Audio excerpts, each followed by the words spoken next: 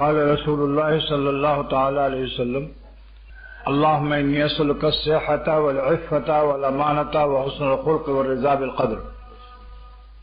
یہ حدیث شریف جو آپ کو سنائی گئی ہے جامع صغیر کی روایت ہے، جس کے مصنف علامہ جلال الدین سیوطی رحمۃ اللہ علیہ۔ تقریر کے وقت میں کوشش کیجیے کہ آنکھ بند نہ ہو اور نظر ادھر ادھر مت دیکھو، غور سے سنو۔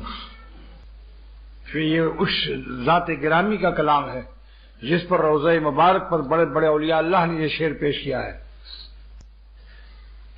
بحق آنکھوں جانے جہانس۔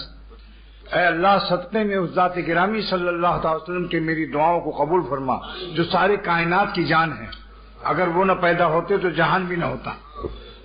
بحق آنکھوں جانے جہانس، صدقے میں اس ذات گرامی صلی اللہ علیہ وسلم کی کائنات کی وہ جان ہے، اور جان نہ ہو تو کائنات مردہ ہو جاتی۔ اور فدائے روضہ شفت آسمانس، آپ کے روضہ مبارک پر ساتوں آسمان فدا ہو رہا ہے، اس ذات گرامی پر ساتوں آسمان فدا ہو رہا ہے۔ تو ایسی ذات گرامی کی ارشاد گرامی کو اور ارشاد عالیہ اور ارشاد مبارک کو غور سے سنو۔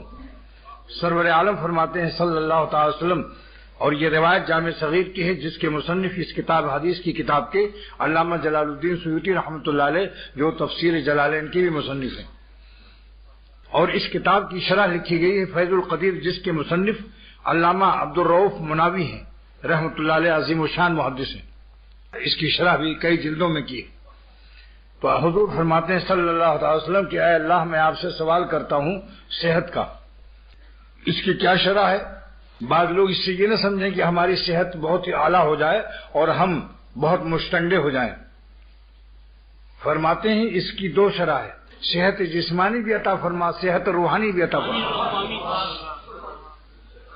مراد یہاں صحت سے عافیت ہے، اور عافیت میں جسم بھی سلامت رہے اور بیماریوں سے، اور روح سلامت رہے گناہوں سے۔ جسم سلامت رہے بیماریوں سے اور روح سلامت رہے گناہوں سے، کیونکہ گناہ سے روح بیمار ہو جاتی ہے، اور روح کنٹرول افسر ہے جسم کا۔ جب کنٹرول افسر بیمار ہو جائے تو سمجھ لو پھر جسم کی خیریت نہیں ہے، ہر وقت بے چین رہتا ہے۔ اسی لیے دنیا رومانٹک کو آپ دیکھیں جو اپنی نظر کی حفاظت نہیں کرتے۔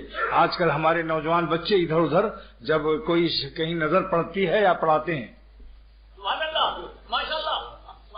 کہیں پڑتی ہے کہیں پڑھاتے ہیں، دونوں حرام ہے۔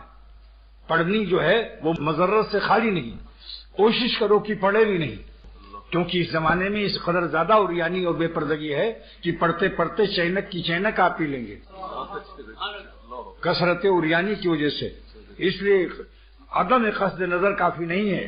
آپ کا شہر میں نکلنا عدم قصد نظر کی دیکھنا نہیں ہے، نہ دیکھنے کا ارادہ ہے۔ نہ دیکھنے کا ارادہ جب کرو گے تب بچو گے، اور اگر دیکھنے کا ارادہ نہیں ہے تو دیکھنے کا ارادہ ہونے میں دیر نہیں لگتی۔ اگر دیکھنے کا ارادہ نہیں ہے تو دیکھنے کے ارادہ ہونے میں دیر بھی نہیں لگتی۔ ابھی کرنٹ نہیں ہے مگر پاور ہاؤس سے کرنٹ آ سکتا ہے، لہذا نہ دیکھنے کا ارادہ کر کے نکلو، کوشش کرو باوضو اللہ تعالیٰ سے عہد و پیمان کرو کہ اے خدا جان دے دیں گے، ہم جا رہے ہیں شہر، لیکن آپ کو ناراض کر کے حرام لذت لے کر کمینے پن اور بے وفائی کا ثبوت نہیں کریں گے۔ ارادہ کرو۔